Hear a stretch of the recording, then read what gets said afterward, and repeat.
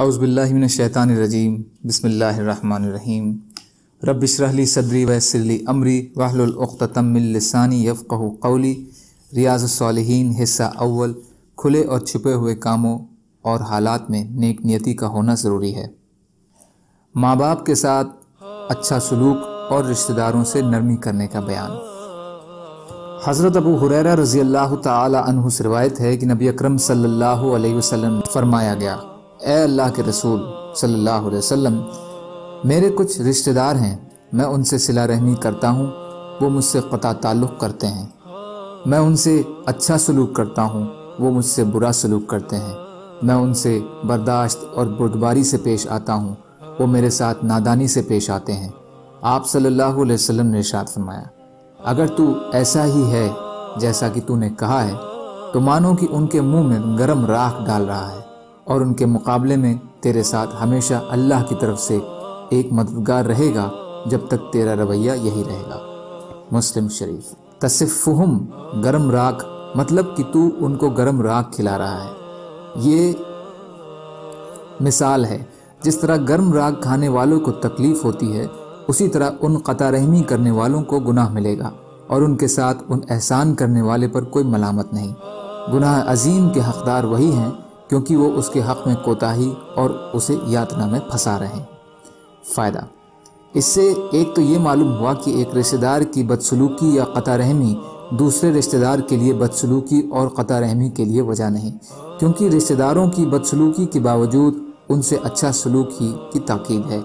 دوسرا یہ معلوم ہوا کہ ہر حال میں اچھا سلوک کرنے والا اللہ کے یہاں قابل عزت اور مکرم ہے، اور اللہ تعالیٰ اس کے لیے آسمانوں سے مددگار نازل فرماتا ہے۔ تیسرا یہ کہ قطع رحمی کا انجام گرم راکھ کے کھانے کے برے انجام کی طرح نہایت ہی برا ہے۔ حضرت انس رضی اللہ تعالی عنہ سے روایت ہے کہ رسول کریم صلی اللہ علیہ وسلم نے فرمایا، جس شخص کو یہ بات پسند ہے کہ اس کی روزی میں فراخی اور اس کی عمر میں اضافہ کیا جائے تو اسے چاہیے کہ صلہ رحمی کرے۔ بخاری اور مسلم۔ فائدہ، صلہ رحمی کے آخرت کے ثواب کے علاوہ یہ دو بڑے فائدے ہیں جو انسان کو حاصل ہوتے ہیں۔ رزق میں اضافے سے مراد یا تو حقیقی طور میں مقدار کی زیادتی ہے جو اللہ تعالیٰ کی طرف سے کر دی جاتی ہے، یا پھر مراد اس کے رزق میں برکت ہے۔ اسی طرح عمر کی زیادتی کا مسئلہ ہے، یا تو یہ حقیقی طور پر زائد کر دی جاتی ہے، یا مراد اس سے بھی اس کی عمر میں برکت ہے، یعنی اس کی زندگی میں ہر پہلو سے فائدہ سے لبریز ہو جاتی ہے۔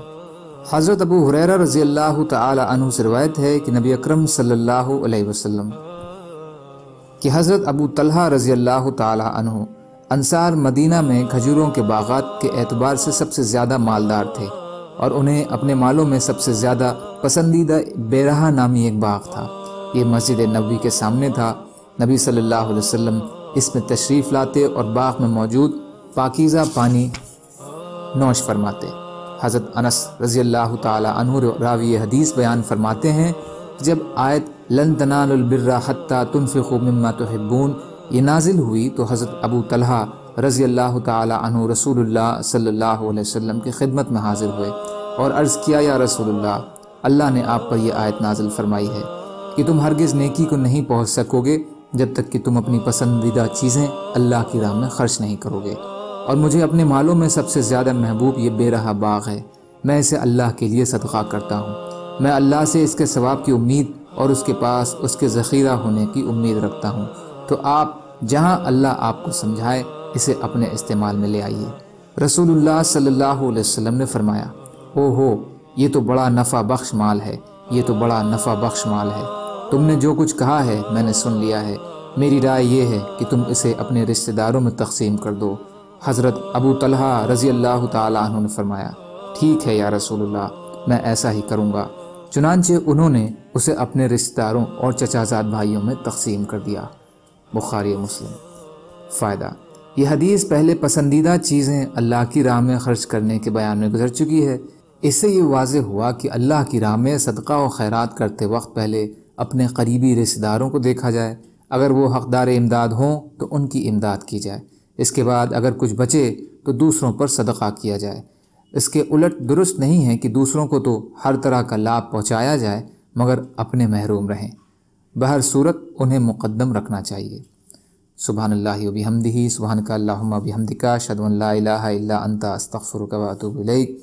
سبحان ربک رب العزت عما یصفون وسلام علی المرسلین والحمد للہ رب العالمین برحمتک یا ارحم الراحمین۔